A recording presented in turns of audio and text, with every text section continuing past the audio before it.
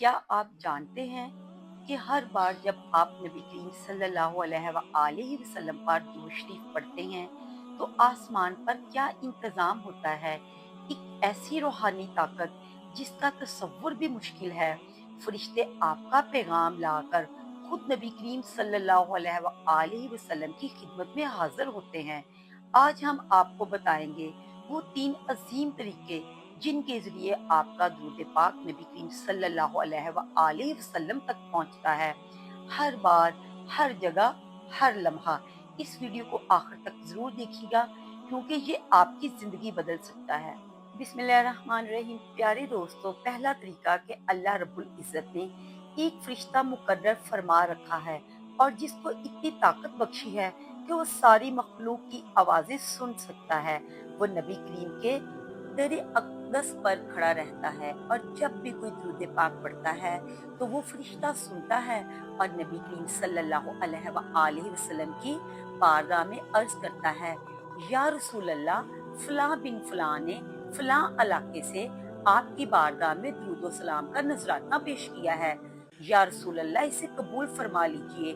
दूसरी कंडीशन ये मिलती है कि रब्बुल इज़्ज़त ने एक पेट्रोलिंग फोर्स कहिए, फरिश्तों की एक ऐसी जमात या जो हर वक्त गश्त करते रहते हैं, फिरते रहते हैं और वो ऐसी मजलिसों को तलाश करते रहते हैं जहां नबी करीम सल्लल्लाहु अलैहि वसल्लम पर इनफरादी तौर पर या इज्तिमाई तौर पर दुरूद पाक पढ़ा जा रहा हो।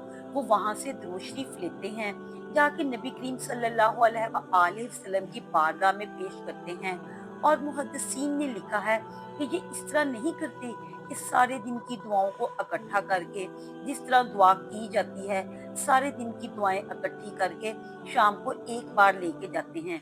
फरमाया कि जितनी बार दुरूद पाक पढ़ा जाएगा फरिश्ते इतने ही चक्कर लगाएंगे और वो हर बार जाएंगे नबी करीम की बारगाह में दुरूद शरीफ पेश करेंगे कि ये दुरूद पाक फलां जगह से फलां बंदे ने नबी पाक सल्लल्लाहु अलैहि वसल्लम की खिदमत में पेश किया है। और तीसरी चीज या तीसरा तरीका, आपको पता है कि 2 फरिश्ते मुकर्रर हैं, किरामन कातिबीन। वो लिख रहे होते हैं, वो नोट भी कर लेते हैं। और नबी करीम सल्लल्लाहु अलैहि वसल्लम ने फरमाया, तुम्हारे अमाल मुझ पर पेश किए जाते हैं और ये अमाल लिख लिए जाते हैं, फिर नबी करीम सल्लल्लाहु अलैहि वसल्लम की बारगाह में पेश किए जाते हैं कि ये फलां बंदे ने फलां जगह से या फलां उम्मती ने आपकी बारगाह में इतनी मरतबा दुरूद सलाम का नजराना पेश किया, इसे कबूल फरमा लीजिए। अब ये हमारे हाथ में है कि हम जितनी चाहे हाजिरियां लगवाएं, जितनी बार चाहे नबी पाक सल्लल्लाहु अलैहि वसल्लम की बारगाह में हमारा जिक्र हो, तो कोशिश करें बढ़ चढ़ कर हम ये जिक्र करें। एक बुजुर्ग फरमाते हैं, मैंने हर अमल को आजमाया लेकिन जिस अमल में दिल को सबसे ज्यादा नूर और सुकून मिला वो दुरूद पाक था। दुरूद वो अमल है जो कब्र में रोशनी बनेगा। हजरत शेख अब्दुल कादिर जैलानी फरमाते हैं, जो शख्स कसरत से दुरूद शरीफ पढ़ेगा इसकी कब्र जन्नत का बाग बन जाएगी और जब वो अकेला होगा तो दुरूद उसका हमनशीन होगा।